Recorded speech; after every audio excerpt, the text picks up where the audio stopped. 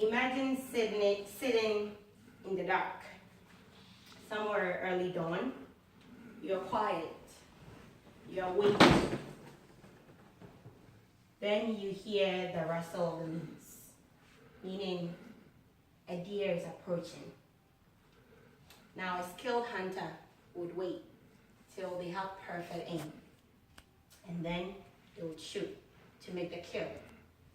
You see, voting, as Theodore Roosevelt said, is just like a rifle. A rifle is useless unless it has a good owner. Voting is useless technically. It depends on the one who votes. The ballot papers, they are just useless. They are nothing but paper. But it depends on which choices people made.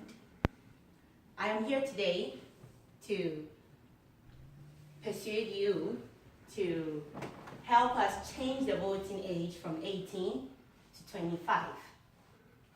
This might sound really strange. However, just give me your ear and listen to what I have to say. First of all, you see, when I was 18, and I believe most of you, when you were 18, you thought you could change the world. You had big, big dreams and aspirations. When it came time to vote, you were excited to go and vote. However, interestingly, I'm reflecting and I realized I just voted for whoever my parents actually thought was cool at the moment. Why? Because I did not have enough. And I repeat, I did not have enough reasoning and rationale to actually pick a candidate. Because to me, both sides of the argument actually made sense. With that in mind, I would like to bring your attention to the fact that at 18 years old, from adolescence right through to 18, up until you get to 25 years old, science has proven that no one actually has enough logic or rationale. When you look in the scientific world, the scans of the brain has shown that the part of the brain, which is the amygdala, which is used for emotions, is actually developed in adolescence.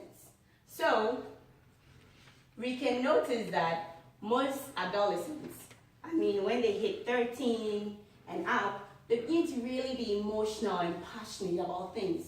This is not because they do not want to use their reason, it's because of what is going on in their brain, the amygdala.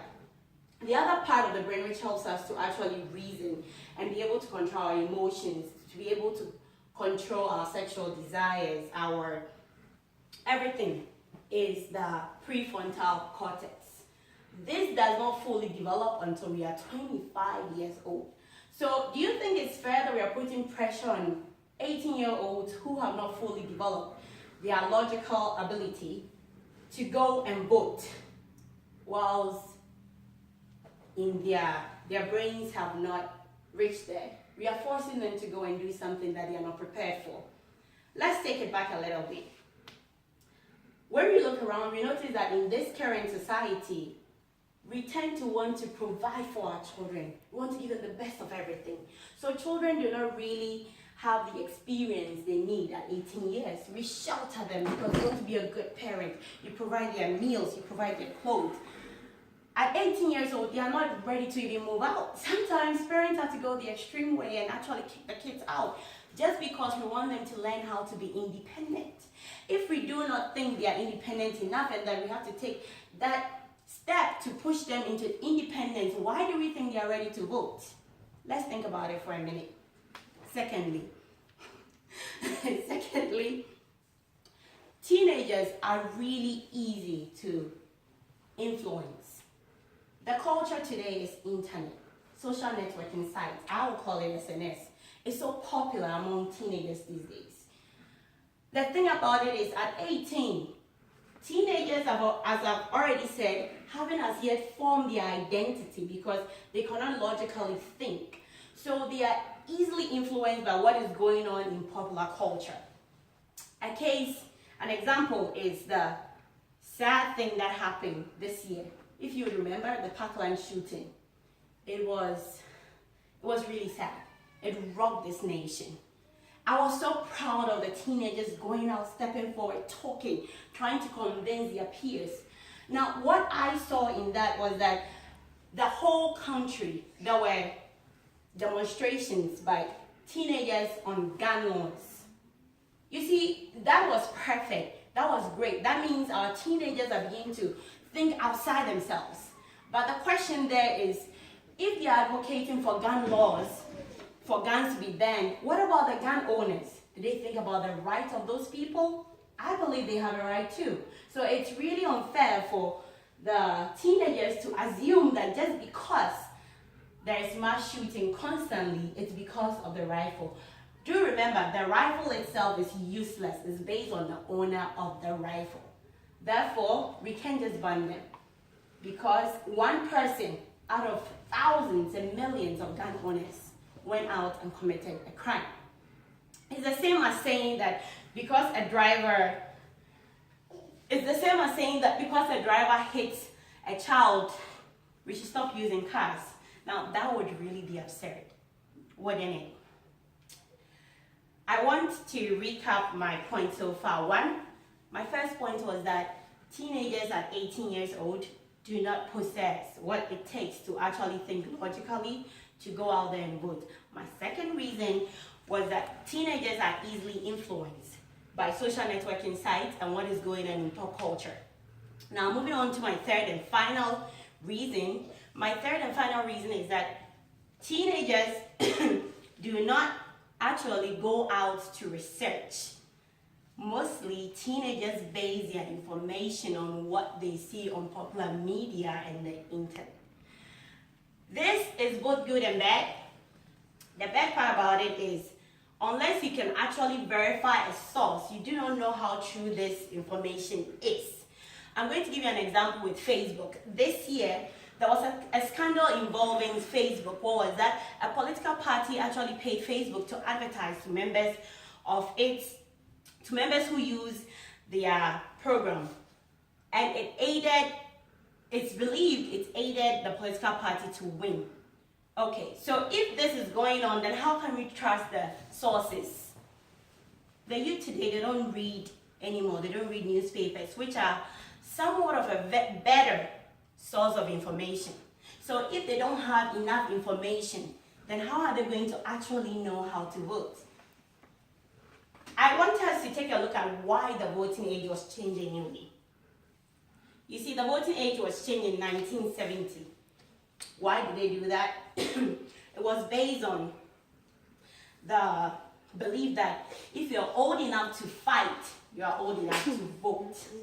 However, if you take a good look at it, the voting age was actually reduced just so that when people go out to war, they can actually make decisions about who is sending them out to go to war. I agree with that. That makes perfect sense. However, I want to ask a question. If you are working, if you are out of the house and you're independent at 18 years old, and you are claiming to be an adult, why do we have the drinking age set at 21? Why not 18? If you're an adult, why not 21? You see, in 1984, the federal government realized that because the drinking age had been dropped down to, was it 16 or 17, there were more accidents on the road. So a way to counteract that was to raise the drinking age, because they made a study to find that when children are getting into adolescence and then later on teenage years, they are tempted to drink. Now, when they drink, there's no logic, there's no reason, it's just for fun. However, when they change the drinking age, then before the teenagers hit adulthood, they would have realized and thought, they would think about it before they drink and drive, and they'll actually make better choices. And it has helped to actually bring down alcoholism in the society. That is really interesting. Just one single act helped in various aspects of things affecting humanity. In 1970 as well, let's remember the lifespan was not as long as we have it now. Now our lifespan is 78 years at least. So back then they needed more people to actually vote to be able to make decisions for the country. But now we have enough older people who can do the exact same thing. So let's stop pushing our teenagers into places they are not ready for, but instead let's help to nurture them. Let's help them to get to where they can get to before they make actual concrete decisions concerning us. Because you know what, once you cast a vote, there's no way to take it back until that term of office for the candidacy is over. In my lifetime, from 18 years until now, I have experienced maybe 3 or 4 presidents. And even that still does not give me too much information about how each political party or how each proposed way of doing things actually affects us. I still feel like I don't have enough information. How much more a teenager who has barely experienced any sort of actual real life. With that in mind, I come to a conclusion of what I said. First of all, I talked about why the teenagers should not. First of all, I talked about why we should not allow teenagers to vote, being that they are not logically ready. Secondly, teenagers are easily influenced. And thirdly, the source of information that they get is not verified. In conclusion, I would hope that everyone would work with me in raising awareness about the problem of allowing teenagers to vote. Thank you.